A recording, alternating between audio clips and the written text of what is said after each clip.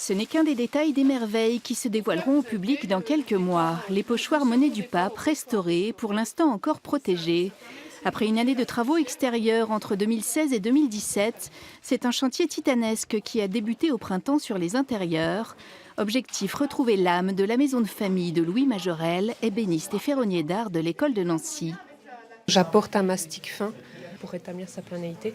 Et après, on va ragrer le mastic, c'est-à-dire qu'on va le faire nettoyer, enlever tout le mastic débordant pour qu'il n'y ait plus que la matière nécessaire pour que la couche picturale soit unifiée.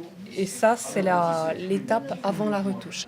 Les plans de la villa n'existent plus, c'est un véritable travail d'archéologue qui a été effectué pour faire des comparaisons avec les photos d'époque et avec d'autres villas art nouveau, notamment en Belgique, retrouver les bois précieux et surtout les couleurs. Ce qu'on trouvait en archives, on l'a vérifié en faisant des sondages sur le bâtiment lui-même. Ce qui nous a, avec ces recoupements, c'est vraiment comme une enquête policière, avec tous ces recoupements, on a pu reconstituer, en tout cas comprendre les décors et la façon dont fonctionnait la maison, mais aussi son atmosphère.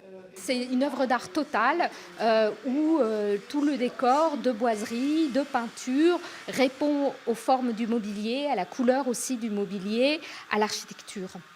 Tout du petit détail, depuis les peintures jusqu'à par exemple ce qu'on appelle la plaque de propreté qui devait être dans le thème de la pièce.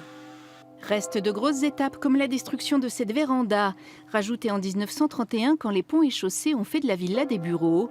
Le mobilier de Majorel, en particulier sa chambre conservée au musée de l'école de Nancy, sera réinstallé. Inauguration les 15 et 16 février 2020.